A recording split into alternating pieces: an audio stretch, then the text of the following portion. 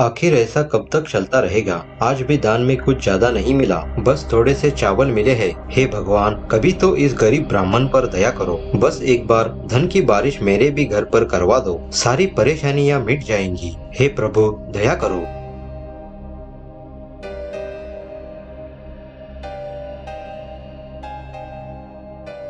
यह लो, कुछ चावल दान में मिले हैं, उसे रख लो। आज दान दक्षिणा में बस इतना ही मिला।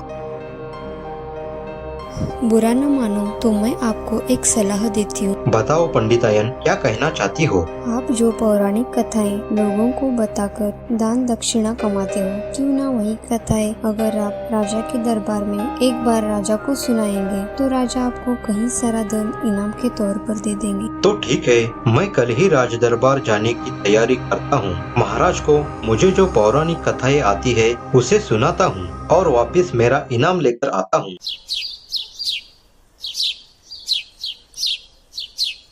अगली सुबह गंगाधर पंडित नगर की ओर राजा को पौराणिक कथाएं सुनाने चला गया।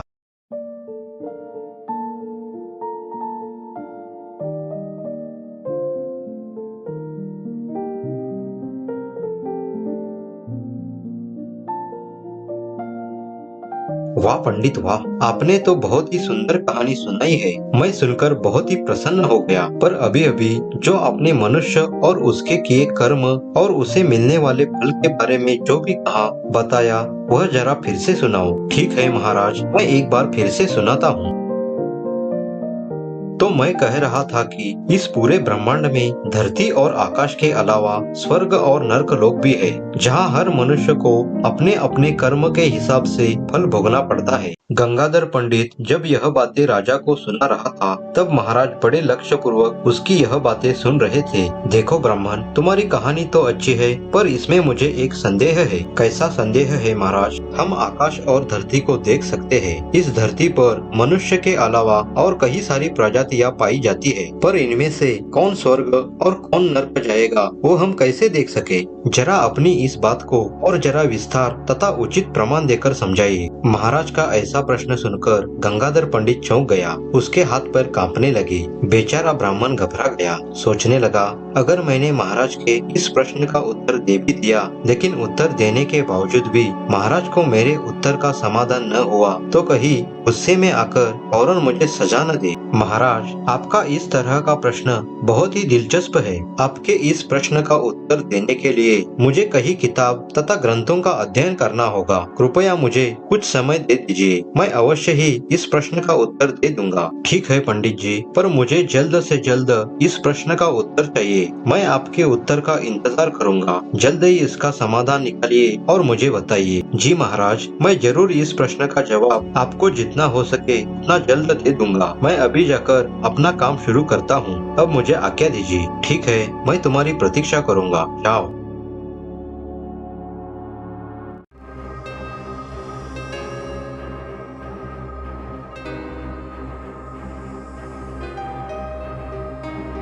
हे भगवान, पहले से ही क्या मुसीबत कम थी जो इस मुसीबत में फंसाया। काश पंडितायन की बात ना सुनता। खामखाम राज दरबार में महाराज को कहानियाँ सुनाने आ पड़ा। मैंने क्यों महाराज को स्वर्ग और नर्क जैसी कठिन बातें बताई। अब कैसे मैं राजा को स्वर्ग और नर्क जैसी जटिल बातें समझाऊं। राजा के बारे में मुझे पहले से ही पता है कि राजा कितना गुस्सेल और कम बुद्धि वाला व्यक्ति है। अगर मेरा दिया हुआ जवाब राजा को पसंद नहीं आया तो मुझे कठोर दंड भी दे सकता है। ऐसा करता हूँ, रात होने पर नगर से भागकर अपने गांव पीतमपुर चला जाता हूँ।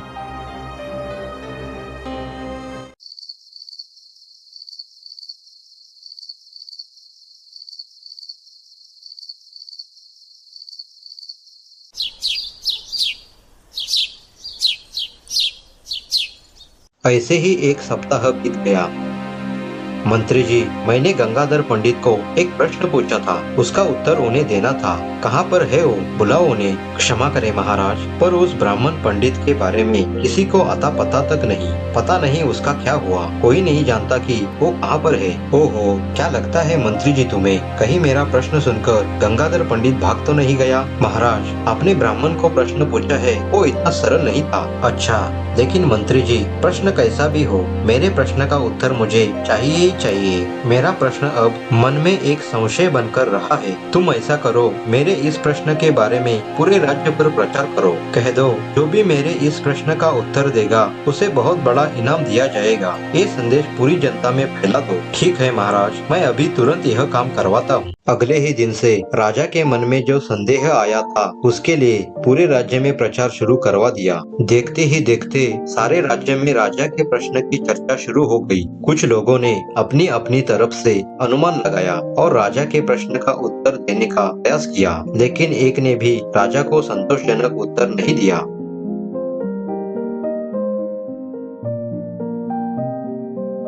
जब से गंगाधर पंडित राज दरबार से आया था, वो बहुत ही घबराया सा हुआ था। ब्राह्मण का एक पुत्र था, उसका नाम सुंदर था। सुंदर बहुत ही आलसी तथा शरारती था। पूरा दिन अपने मित्रों के साथ घूमता फिरता और हर वक्त पंडिताइन के पास पैसे मांगता। माँ, मैं अपने मित्रों के साथ बाहर जा रहा हूँ, मुझे अभी के अभी रुपयों की जरूरत है, जल्दी से दे दो।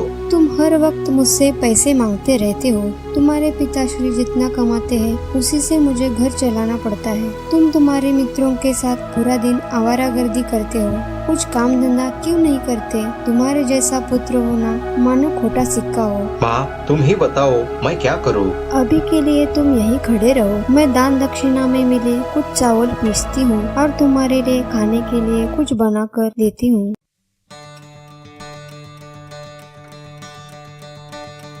माँ, और कितना समय लगेगा? जल्दी से खाने के लिए कुछ तैयार करके दे दो, मुझे मेरे मित्रों के साथ तालाब किनारे घूमने जाना है। तुम कहीं नहीं जाओगे, बस थोड़ी देर और, मैं तुरंत ही तुम्हें नाश्ता बनाकर दे देती हूँ। तब तक तुम यहीं रहकर मेरी मदद करोगे। अच्छा, ये बताओ, तुमने राजा के प्रश्न के बारे में किसी से कुछ सुना है? राजा के सामने एक प्रश्न ने बहुत ही समस्या खड़ी की है। राजा का प्रश्न? कौन सा प्रश्न? क्या समस्या है राजा को? मैंने तो सोचा था कि सारी समस्याएं हम जैसे गरीब लोगों को ही होती है। भला राजा को क्या समस्या हो सकती है? तुम्हारे पिता राजा के प्रश्न के बारे में सबसे अच्छी तरह से जानते हैं, क्योंकि राजा के इस समस्या का कारण भी तुम्हारे पिता ही है। वे जब आएंगे तो उन्हीं से पूछो, वही तुम्हें बताएंगे।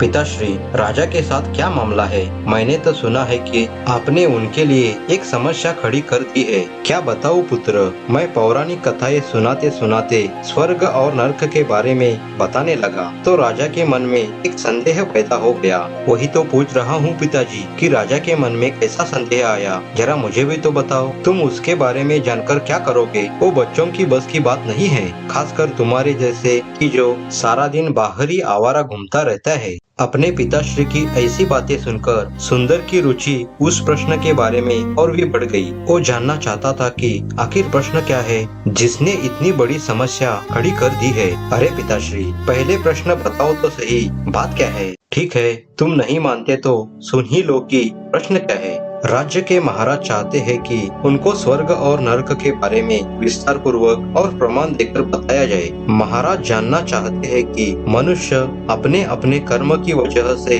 किस प्रकार स्वर्ग और नरक प्राप्त करता है। महाराज यह सब जानने के लिए बहुत ही उत्सुक है। सुनो बेटा, तुम यह सब बातों की फिक्र मत करो। इसका जवाब तो तुम्हारे पिता भी नहीं दे पाएंगे। तुम भला कहाँ से दे पाओगे? ऐसा करो, चक्की का पहिया उठाओ और वहाँ कोने में रख दो। मैं तुम्हारे लिए नाश्ता बनाती हूँ। जैसे ही सुंदर चक्की का एक पहिया उठाता है, देखता है तो क्या, उसमें से कुछ चावल के दाने कुचले गए थे तो कुछ दाने साबुत थे। माँ, राजा के समस्या का हल मिल गया है। मैं आज ही राज दरबार जाऊंगा और महाराज के समस्या का हल करवा दूंगा। अपने बेटे का आत्मविश्वास देखकर ब्राह्मण और उसकी पत्नी हैरान हो गए। क्या कहा? तुमने इसका जवाब ढूंढ लिया? जब मुझे इसका जवाब नहीं मिला तो तुम्हें कहाँ से मिला? तुम राजा को नहीं जानते, वो बहुत ही गुस्सैल है। अगर तुम्हारा जवाब पसंद नहीं आया तो तुम्हें कठोर दंड भी दे सकता है। तुम्हें राजा के बारे में कुछ भी पता नहीं है। आप उसकी चिंता मत कीजिए पिताश्री, मुझे पूरा विश्वास है कि मैं सही उत्तर दे सकता हूँ। आप बिल्कुल भी चिंता मत कीजिए, आप निश्चिंत रहिए। मैं अभी महल की ओर जाने की तैयारी करता हूँ। तुरंत ही सुंदर राजा से मिलने नगर की ओर निकल पड़ा।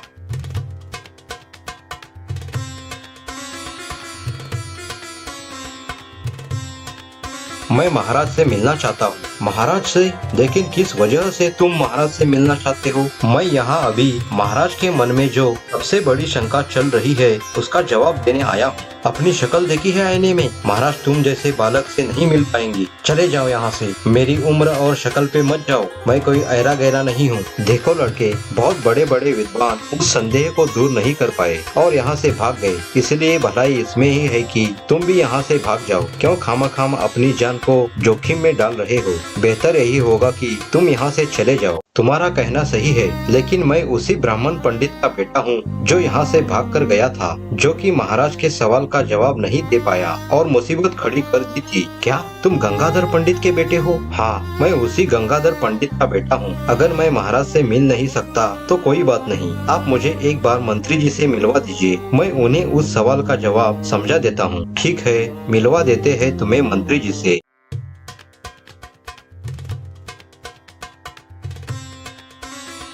तो तुम गंगाधर पंडित के बेटे हो? जी मंत्री जी, मैं उसी ब्राह्मण का पुत्र हूँ जिनसे महाराज ने प्रश्न पूछा था और उनका समाधान न करने पर यहाँ से भागकर गए थे। लेकिन मेरे पास उस सवाल का जवाब है। मैं उस प्रश्न का उत्तर महाराज के सामने पेश करने यहाँ तक आया हूँ। कृपा करके मुझे एक बार महाराज से मिलवा दीजिए। बहुत अच्छा हुआ पुत्र जो कि तुम पहले मेरे पास चले आए। मैं बहुत समय से पंडित की राह देख रहा था। अच्छा हुआ कि तुम पंडित के बेटे हो और उनकी जगह पर तुम आ गए। मैं तुम्हें महाराज से मिलवा तो दूंगा, पर एक बात ध्यान रहे, तुम पहले अपना परिचय मत देना कि तुम गंगाधर पंडित के बेटे हो। महाराज तुम्हारे पिताजी पर बहुत ही नाराज है।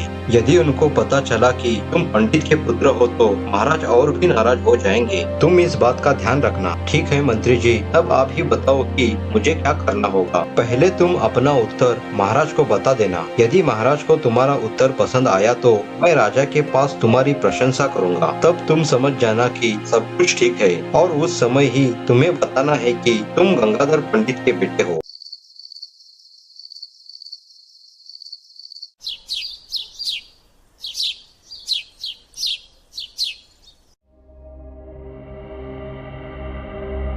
महाराज की जय हो। आपकी समस्या का उत्तर देने के लिए यह युवक आया है। क्या कहा? सच में इस युवक के पास उस प्रश्न का उत्तर है? यह तो कोई साधारण सा दिखने वाला बालक है। इसके पास इतने बड़े प्रश्न का उत्तर कैसे हो सकता है? युवक, क्या सच में ही तुम्हारे पास इस प्रश्न का उत्तर है जो कि बड़े से बड़े विद्वान भी दे ना सके? क्या सच में ही तुम्हारे पास उत्तर है? जी महाराज, मेरे पास आपकी समस्या का समाधान है। मैं आपको अपने उत्तर से पूरी तरह संतुष्ट करवा दूंगा। मैं न केवल अपने शब्दों से बल्कि कुछ प्रयोग करके प्रमाण के साथ आपके प्रश्न का उत्तर दूंगा। तुम्हें देखकर तो मुझे कुछ और ही लगा था, परंतु तुम जिस हौसले के साथ मेरे सामने खड़े हो और बात कर रहे हो उससे मैं बहुत प्रभावित हुआ। बताओ मेरे प्रश्न का उत्तर क्या है? उसके लिए महाराज मुझे 2 वस्तुओं की आवश्यकता है। बताओ युवक, तुम्हें क्या चाहिए? मैं अभी इसी वक्त उन चीजों का इंतजाम करवाता हूँ। महाराज, आप मुझे एक चक्की और कुछ चावल दिलवा दीजिए। इन 2 वस्तुओं की मदद से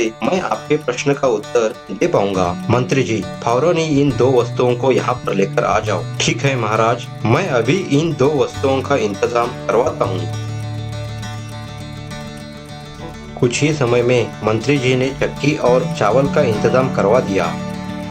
सारा दरबार यह जानने के लिए उत्सुक था कि किस प्रकार चक्की की मदद से ये युवक राजा के प्रश्न का उत्तर दे पाएगा। कुछ देर चक्की चलाने के बाद सुंदर ने कहा, इसे देखिए महाराज, आपने पूछा था कि धरती और आसमान में रहने वाले जीव अपने कर्म से कैसे स्वर्ग और नरक पहुंच जाते हैं। क्या आपका यही प्रश्न था? हाँ युवक, बिल्कुल यही प्रश्न था मेरा। तो जरा आप इस चक्की को ध्यान से देखिए। ये जो ऊपर का पत्थर आप देख रहे हो ये आसमान है जो कि घूमता है। जो नीचे का पत्थर है वह भूमि है जिस पर हम सब रहते हैं। बस यह बड़ी ही आसान सी बात है। आप एक बार सोचिए कि मैंने जो चावल इसमें डाले हैं वह हम सब प्राणी हैं। ये मेरे हाथ चावल को चक्की में डालते हैं। समझिए कि वह भगवान का रूप है। ये 5 उंगलियां 5 प्राकृतिक तत्वों की तरह है और यह पत्थर बारी बारी से घूम रहा है वही धर्मराज है जो कर्मों के अनुसार प्राणियों को सजा देता है। जो कुछ प्राणी पाप करते हैं और कुछ पुण्य करते हैं। इस चक्की में जो चावल कुचले गए और पीसे गए वो सब पापी है जिसे अपने कर्मों की सजा मिली है। अब जरा ध्यान से देखिए। महाराज, क्या आप देख सकते हो कि अभी भी कुछ चावल वैसे के वैसे है? हाँ युवक, देख रहा हूँ, कुछ चावल अभी तक पीसे नहीं गए हैं। आप इन्हें देख सकते हो महाराज, इसमें कई चावल जो कि पीसे हैं वो दर्द का अनुभव करते हैं। ये वही लोग हैं जिन्हें नरक मिलता है, परंतु कुछ लोग इन साबुत चावलों की तरह स्वर्ग प्राप्त करते हैं। इन सारे लोगों को उनके अच्छे कर्म नरक की यातना से बचाते हैं। ऐसे लोगों को नरक का कोई डर नहीं रहता, क्योंकि वो जानते हैं कि उनकी जगह स्वर्ग में है। बस महाराज, मुझे आपको जितना कहना था वह विस्तार से और प्रमाण देकर बताया है। सुंदर यह बातें जब बता रहा था तब सारा दरबार बड़ी शांतता पूर्वक सुन रहा था। सारा दरबार उस युवक का प्रमाण के साथ उत्तर सुनकर हैरान रह गया। बहुत ही सुंदर, मैं तुमसे बहुत प्रसन्न हो गया हूँ युवक। तुमने मेरे प्रश्न का उत्तर इतने आसान तरीके से और सरलता से दिया है जो कि बड़े से बड़े विद्वान भी ना दे सके। तुम्हारा उत्तर मुझे बहुत ही पसंद आया है। अब मेरी शंका का समाधान हो गया है। मेरे जवाब का स्वीकार करने के लिए धन्यवाद महाराज। मैं आपको मेरा परिचय देना चाहता हूँ। मैं उसी ब्राह्मण पंडित का बेटा हूँ जिन्होंने आपके मन में यह शंका डाल दी थी। मेरा नाम सुंदर है। क्या तुम गंगाधर पंडित के बेटे हो? हाँ महाराज, मैं उसी समस्या का समाधान करने के लिए आया था जो कि मेरे पिताजी के द्वारा खड़ी कर दी गई थी। क्या बात है युवक, मैं बहुत ही प्रसन्न हो गया ये जानकर कि तुम पंडित के बेटे हो। मुझे तुम्हारा जवाब बहुत ही पसंद आया। मंत्री जी, इस युवक को पुरस्कार के रूप में धन और कीमती वस्त्र दिए जाए, साथ ही साथ इस युवक का उचित सम्मान किया जाए। ठीक है महाराज, ऐसी आपकी आज्ञा।